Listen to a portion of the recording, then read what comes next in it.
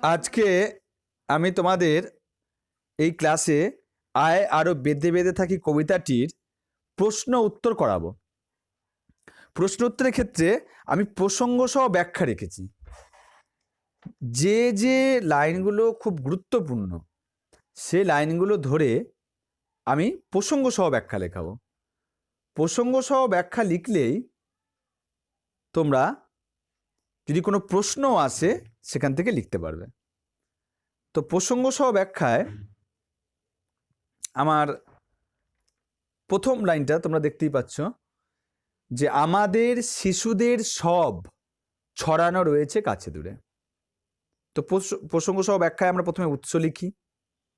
উৎসটা আমরা জানি, তবুও বলছি যে উৎস কি?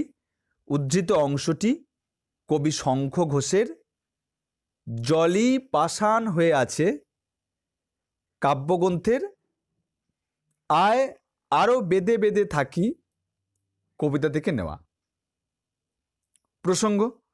প্রসঙ্গটা কি? প্রসঙ্গ হচ্ছে আলোচ্য কবিতার শুরুতেই কবি সমাজ পরিস্থিতির এক বিপজ্জনক অবস্থাকে তুলে ধরেছেন। সাম্রাজ্যবাদী আগ্রাসন, যুদ্ধ, ক্ষমতা দখলের লড়াই যে কতখানি বীভৎস রূপ নিতে পারে সেই প্রসঙ্গেই কবির এই মন্তব্য। তাহলে প্রসঙ্গ হয়ে গেল। এবার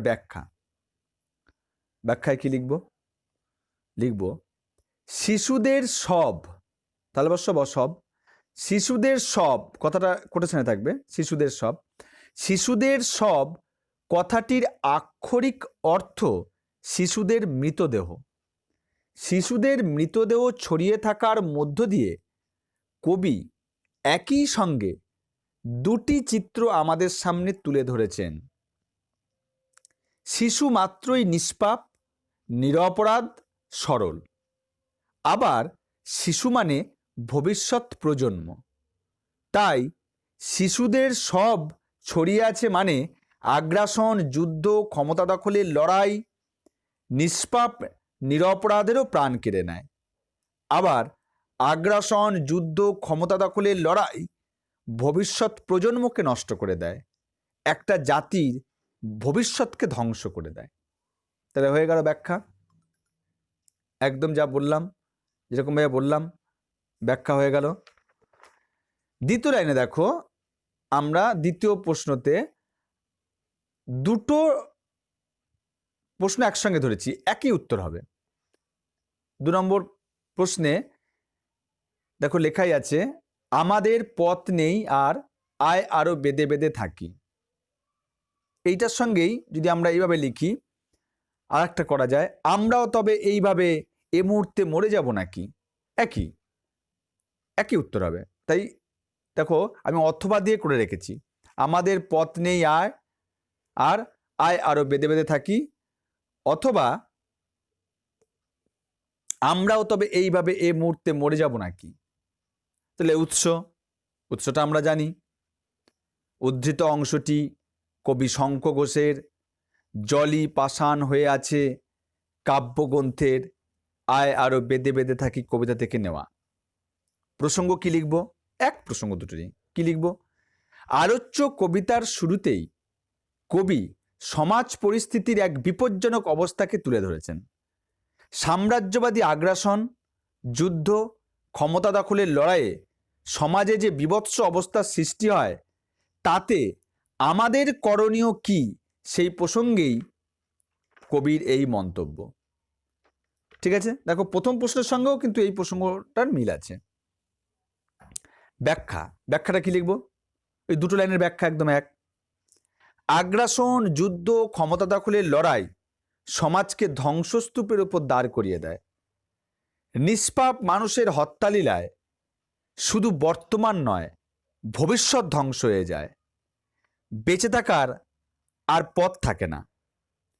কিন্তু কবি চান না মানুষ এই অবস্থা মেনে নিয়ে আত্মসমর্পণ করুক। তিনি মনে করেন এইভাবে আত্মসমর্পণ করার অর্থ মরে যাওয়া।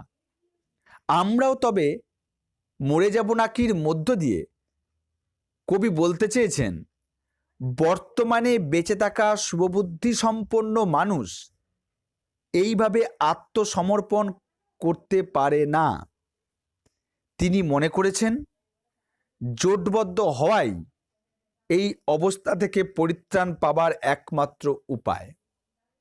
তাহলে হয়ে গেল 2 নম্বর প্রশ্নটাও। দুটো প্রশ্ন অর দিয়ে করা আছে। এবার আমরা 3 নম্বর প্রশ্নে যাচ্ছি। 3 নম্বর প্রশ্নের লাইনটা হচ্ছে আমাদের ইতিহাস নেই। গুরুত্বপূর্ণ লাইন, আমাদের ইতিহাস নেই। এখানে উৎস তো একদম এক। উদ্ধৃত অংশটি কবি শঙ্খ ঘোষের জলি পাষাণ হয়ে আছে কাব্যগ্রন্থের অন্তর্গত আয় আরো বেঁধে বেঁধে থাকি কবিতা থেকে নেওয়া। হয়ে গেল। প্রসঙ্গটা কি?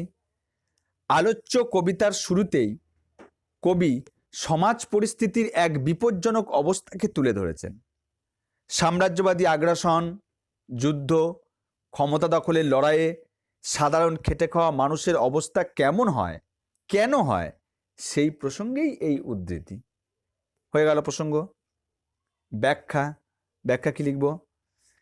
ইতিহাস রাজা বাদশার যুদ্ধের জয় পরাজয় এবং তাদের কীর্তিকলাপ লিপিবদ্ধ রাখে। সাধারণ খেটে খাওয়া মানুষ ইতিহাসে উপেক্ষিত। যুগ যুগ ধরে সাধারণ খেটে খাওয়া মানুষ জীবন সংগ্রামে অবতীর্ণ হয়ে সভ্যতার ধারাকে অব্যাহত রাখে, কিন্তু সাধারণ খেটে খাওয়া মানুষের জীবন সংগ্রামে জয়ী হবার এই কীর্তি ইতিহাসে নেই। আর ইতিহাসে নেই বলেই সমাজের চরম সংকটময় পরিস্থিতিতে সাধারণ খেটে খাওয়া মানুষ ইতিহাস থেকে বেঁচে থাকার রসদ খুঁজে পায় না। সাধারণ খেটে খাওয়া মানুষের এই পথটিও যে বন্ধ, তাকেই যেন কবি এই অংশে তুলে ধরেছেন। হয়ে গেল 3 নম্বর প্রশ্নের ব্যাখ্যা। 4 নম্বরটা দেখো, লেখা আছে অথবা এমনই ইতিহাস আমাদের চোখ মুখ ঢাকা। এটা দিয়ে আসতে পারে, অথবা এমনই ইতিহাস আমাদের চোখ মুখ ঢাকা। কি লিখব? উদ্ধৃত অংশটি, উৎস লিখছি আর কি, উদ্ধৃত অংশটি কবি শঙ্খ ঘোষের জলি পাষাণ হয়ে আছে কাব্যগ্রন্থের অন্তর্গত আয় আরো বেঁধে বেঁধে থাকি কবিতা থেকে নেওয়া। প্রসঙ্গ কি লিখব? আলোচ্য কবিতার শুরুতেই কবি সমাজ পরিস্থিতির এক বিপজ্জনক অবস্থাকে তুলে ধরেছেন। সাম্রাজ্যবাদী আগ্রাসন, যুদ্ধ, ক্ষমতা দখলের লড়াইয়ে সাধারণ খেটে খাওয়া মানুষের অবস্থা কেমন হয়, কেন হয়, সেই প্রসঙ্গেই এই উদ্ধৃতি। একদম এক। আগের যে প্রসঙ্গটা ছিল আর এই প্রসঙ্গটা একদম এক। ব্যাখ্যাটা একটু আলাদা হয়ে যাচ্ছে। ব্যাখ্যাটা কি লিখব? ব্যাখ্যা লিখব চোখ মুখ ঢাকা বলতে অন্যায় অত্যাচার দেখেও প্রতিবাদ না করে নীরবে সহ্য করা বোঝায়। ইতিহাসে সাধারণ খেটে খাওয়া মানুষের এই ইতিহাসই লিপিবদ্ধ আছে।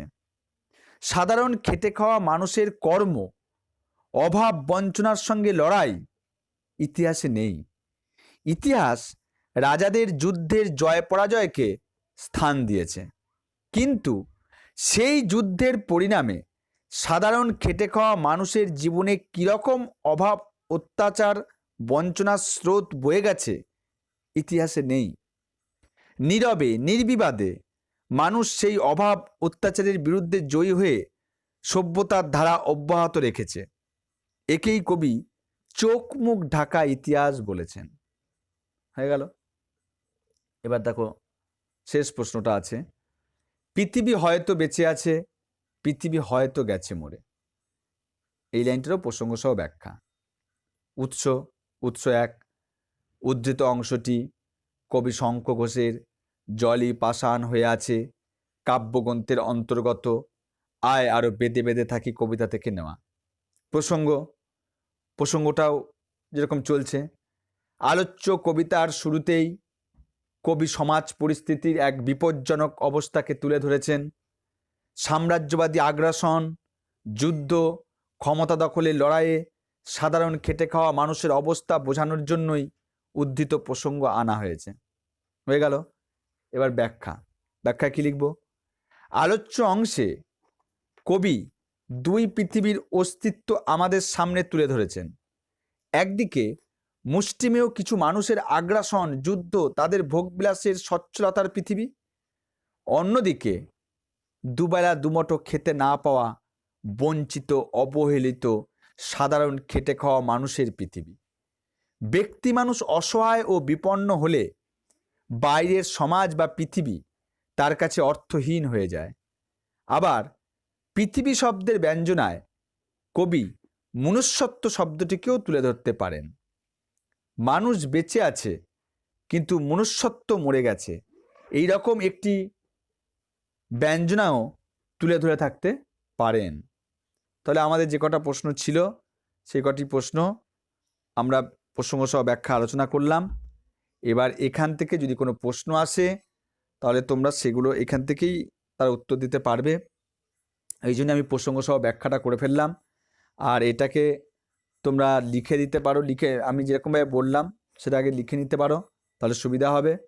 বা শুনে নিয়ে নিজেদের মতন করে লিখতে পারো, এটা আরও ভালো হবে। তো সেই রকম করবে। আর পরে আরও আমাদের আলোচনা হবে, লাইভ ক্লাসগুলো যেগুলো চলছে সেখানে আলোচনা হবে।